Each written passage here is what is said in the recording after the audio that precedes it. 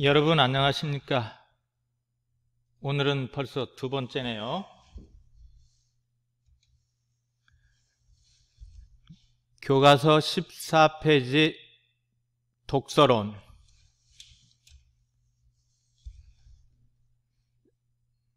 이 글은 독서의 본질에 관한 사색을 담고 있다.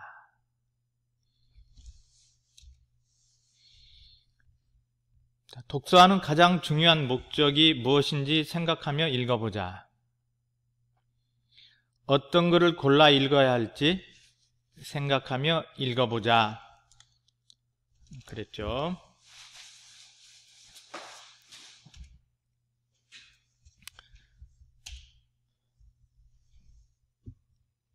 이 글의 갈래는 수필. 수필 가운데 중수필에 해당합니다. 수필의 종류에는 중수필과 경수필이 있는데, 경수필은 우리가 보통 읽는 수필은 아닙니다. 중수필은 에세이라고 그러고, 경수필은 미셀론이라고 그렇게 말을 하죠. 우리가 보통 읽는 수필은 미셀론입니다. 미셀론이. 성격, 논리적, 예시적.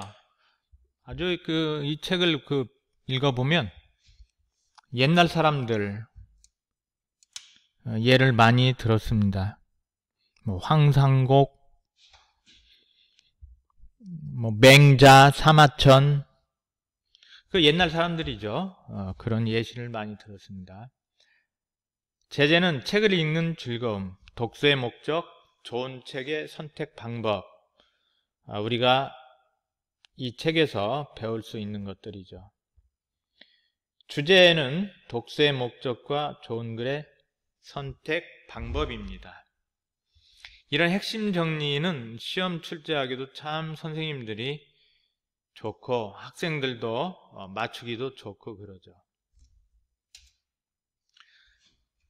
이 글의 특징, 비유와 예시의 방법을 사용하여 내용 이해를 돕고 있다. 유명인의 말을 적극 인용하여 필자 자신의 생각을 강조해준다. 단정적인 문체를 사용하여 필자 자신의 생각을 분명히 하고 있다.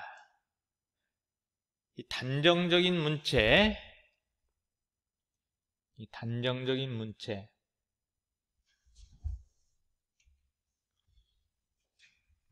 단정적이라는 것은 딱 잘라서 말한다, 그런 의미입니다. 단정적으로 말해, 그 말은 딱 잘라서 말해, 그 말하고 똑같으지요. 이 책의 구성은 처음이 어디까지냐면 15쪽 5째 줄까지가 처음입니다.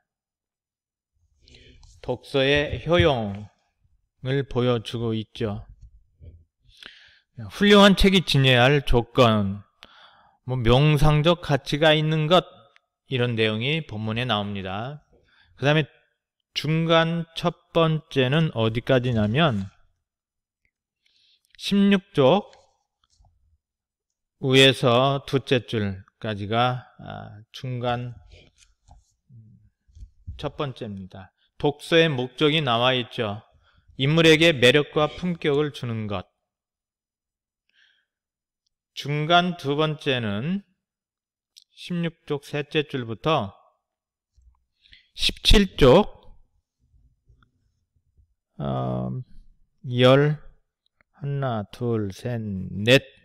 넷째 줄까지입니다. 그리고 중간 세 번째는 그 밑에서 끝까지, 다음 장 끝까지. 그러니까 이 책의 구성은, 이 글의 구성은 처음, 중간 1, 2, 3 결론이 나타나 있지 않네요. 자, 내용 연구는 독서의 효용, 별천지에 드나들 수 있게 해줌. 고민을 덜어주고 인생의 여러 모습을 이야기해준다. 번뇌를 잊어버리게 해주며, 이 번뇌라는 말은 괴로움입니다. 괴로움. 무엇 때문에 괴롭느냐? 탐을 내기 때문에 번뇌가 온다. 이제 불가에서는 이렇게 말을 하는데, 무엇인가를 탐낸다라는 것은 지나치게 집착한다라는 얘기와 거의 비슷합니다. 번뇌를, 괴로움을 잃어버리게 해주며 사색과 깊이 생각하는 것을 사색이라고 말할 수가 있죠. 반성의 세계에 드나들 수 있게 해준다. 독서의 효용, 독서의 가치라고 할 수가 있겠죠. 독서의 목적은, 황상국이 말하는 독서의 목적, 인물에게 매력과 품격을 주는 것. 매력, 상대방에게 어떤 아름답게 끄는, 아름다움을 끄는 것이 매력이고, 품격은 어떤 인품의 좀 어떤 격이 높은 것을 품격이라고 하죠. 이와 비슷한, 반대되는 말은 우리가 흔히 쓰는 양아치, 이렇게 생각해보면 반대된다라고 생각하면 되겠습니다. 책을 선택하는 방법, 개인의 관심과 수준에 맞는 책을 읽어야 함. 그렇죠. 너무 무슨 의미인가도 모르고 읽으면 재미도 없고 즐거움도 없고 또 무슨 말인가 모르고, 수준에 맞는 책을 읽어야죠. 나는 만화책도 자주 봅니다. 왜냐하면 재밌으니까요. 그렇다고 만화책에 맞는 수준이라는 얘기는 아닙니다. 개인의 상황, 시간, 장소, 사정, 특정 시기에 맞는 책을 골라 읽어야 한다.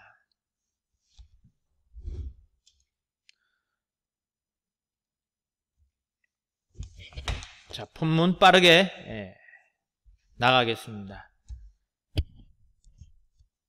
자, 교과서 보세요. 책을 읽는 즐거움은 예로부터 교양 있는 생활의 매력 중 하나로 손꼽혀 왔다. 오늘날에도 독서하는 사람은 그 특권을 누리지 못하는 사람들에게 존경과 선망을 받고 있다. 그 특권을 누리지 못하는 사람들, 한마디로 말하면 독서를 하지 않는 사람들이죠.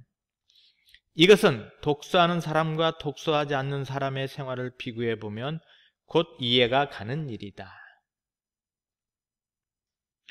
독서하는 사람이 존경과 선망을 받는 이유를 알 수 있는 방법이죠. 그러니까 책을 많이 읽으면 아무래도 간접 경험을 많이 하기 때문에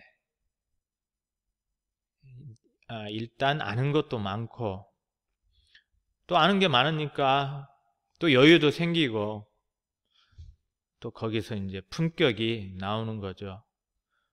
책을 읽지 않는 사람은 한마디로 말하면 우리는 무식하다고 그러잖아요. 말도 함부로 하고, 무엇보다도 말은 그 사람 그 내면의 모습을 비춰주는 거울인데 말을 함부로 하는 것 같아요. 평소에 독서하지 않는 사람은 시간적, 공간적으로 자신만의 세계에 감금되어 있다. 독서하지 않는 사람의 어떤 특징이라고 할 수가 있구만. 독서하지 않는 사람의 특징, 첫 번째, 시간과 공간적으로 자신만의 세계에 감금되어 있으며, 그 생활은 틀에 박힌 상투적인 것이다. 그 밑에다 써주세요. 독서하지 않는 사람의 특징 두 번째,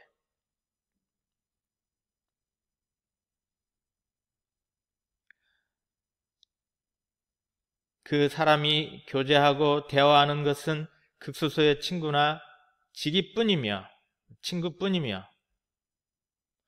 교제하고 대화하는 것은 극소수의 친구나 자기가 아는 사람, 직이, 그 사람이 보고 있는 것은 대부분 신변에 일어나는 사소한 일에 불과할 뿐이다. 계속해서 독서하지 않는 사람의 특징이 나오고 있습니다. 그 감금에서 벗어날 길은 없다.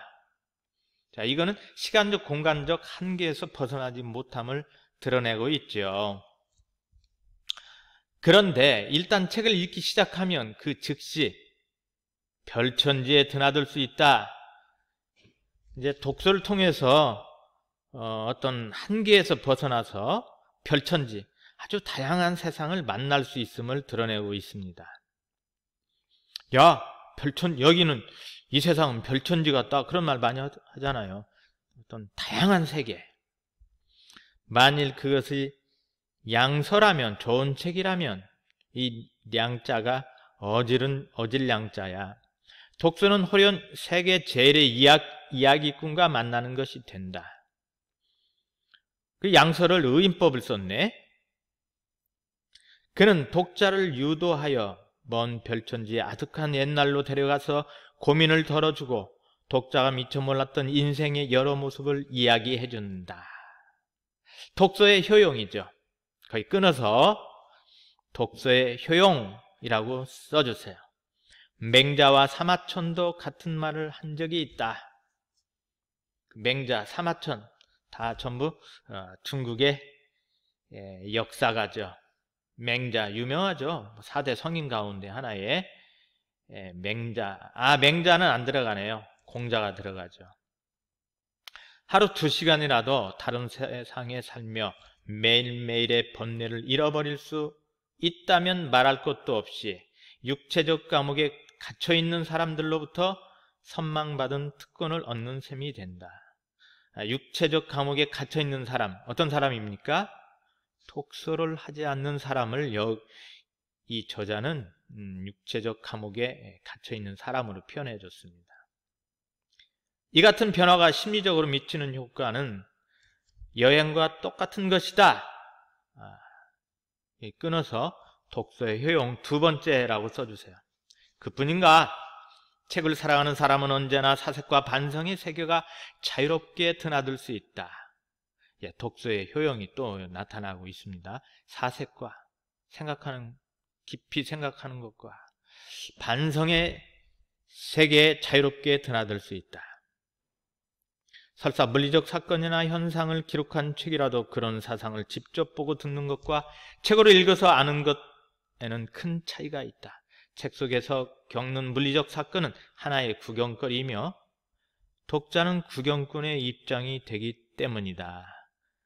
끊어서 독서의 효용 3번째라고 써주세요. 자, 교과서 15페이지로 넘어갑니다. 그러므로 훌륭한 책은 이러한 명상의 기분으로 우리를 인도하는 것이며, 그 밑줄 그으세요. 명상의 기분으로 우리를 인도하는 것, 즉 훌륭한 책이 지녀야 할 조건입니다. 사실의 보고에만 그치는 것이 아니라 이 점에 말하면 신문을 읽느라고 소비한 막대한 시간을 독서의 시간이라고 할 수는 없다고 나는 생각한다. 왜냐하면 이 신문을 읽으면서